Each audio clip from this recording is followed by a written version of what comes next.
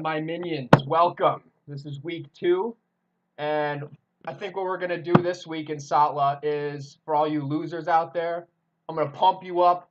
We're going to get redemption this week, and we're going to win some football games. So you heard that right. This is training camp. Let's do this! Yeah! Right. Woo! All right. So I'm just going to jump in, though, to the first matchup I got.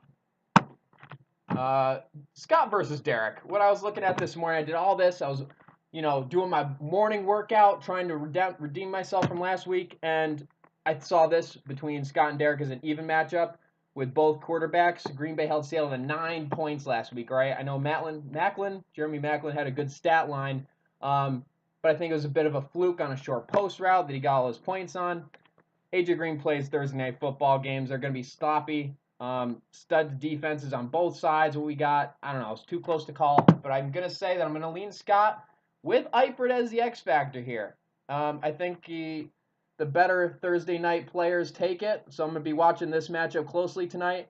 And I do pick up a lucky matchup having Kyle without David Johnson, but we'll get to that because I put that note in the wrong spot. So, you know what? It's time for some training. Let's go.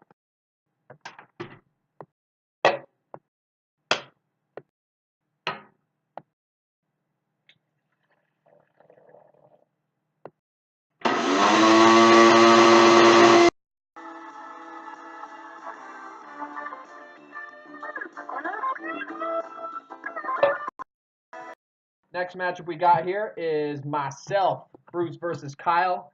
I'm banking on the Redskins, Chargers, and Patriots. They better have some good weeks if I want to win this. In an otherwise even matchup, I think Gronk is definitely the difference maker here. Especially when they got the Patriots playing the Saints. That's going to be such a high-scoring game. I do think the Patriots roll. I'm going to take the win over Kyle, who is well familiar with the injury bug. Sorry, Kyle. David Johnson, rest in peace.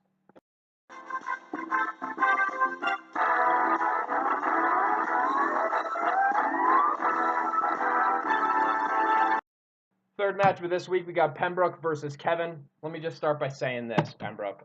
Eli looks like a big pile of crap, okay? But that's what you're going to get with him. Great inconsistency. He's going to have a lot of highs, but way more lows, let me tell you.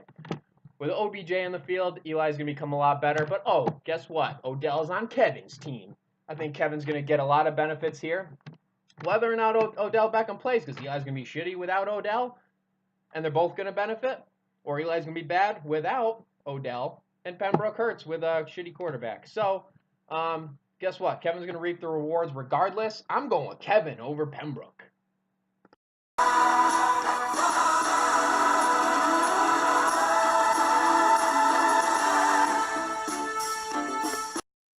All right, we got the fourth matchup. We got Zuck versus Nick right here. Tell you what, Zuck has got Ron.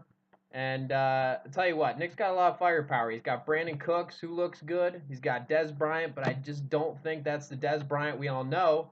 I think that's the Dez Bryant we saw earlier last week, who didn't really do a whole hell of a lot.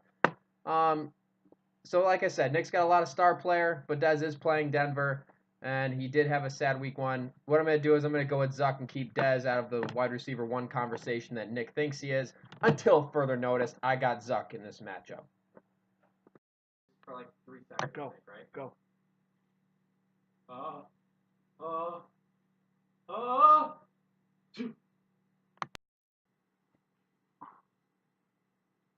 Kleenex. Get some. You know what? This week's game of the week. I'm doing this game number 5. We got Sam. We got Moan. Tell you what, guys. I may watch this matchup more than I even watch my own. Last year's championship matchup. Sam pulled a fast one on the heavily favored Moan. Sam ended up winning 3 out of 4 years. We all know the story. We all saw what happened. So, both teams this year, 1-0. I think this matchup is definitely a little bit personal, and there's definitely some pride on the line, okay? So, do Sam's rookies continue to flourish, or was it all beginner's luck? I don't know.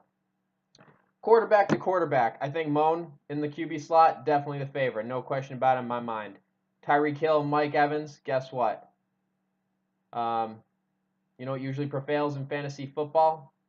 It's volume. We got Mike Evans getting way more volume. I'm taking Moan again at the wide receiver 1 spot. Wide receiver 2, Sammy Watkins, Amari Cooper.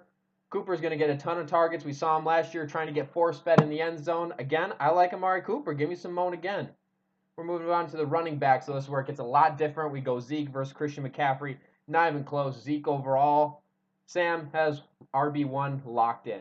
We got RB2. We got Leonard Fournette. Jags love to feed the guy. He's hungry. Moan rolls in with Tevin Coleman. Sam's heavy favorite at RB in both positions, number 1 and number 2. I don't even like to talk about the tight end. Quite frankly, I don't think either one has a very good tight end, despite both scoring a touchdown last week. A little bit fluky. I'm not even going to do it. It's a push for both teams. At flex, we got Golden Tate, Dalvin Cook. What I just say before, volume will prevail, especially at the running back position in 12-team leagues. I like Sam as the favorite at the flex, ignoring the kicker and the defense here, since those are all basically luck draws anyway. Sam is the favorite, I would say, after last week. But you know what? I think I got to go with my gut here. I'm going to go on the underdog. Personally, I think Derek Carr and Amari Cooper are going to annihilate the Jets this week. I think that's going to have some potential big bonuses here for Moan. I think Moan is the underdog, but I'm going to pick Moan in this matchup to take his redemption from last year and beat Sam. You heard it here.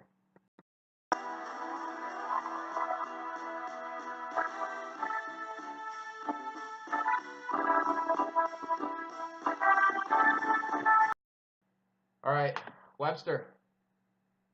I think we've done all we can here. Your training is complete. Make the right pick.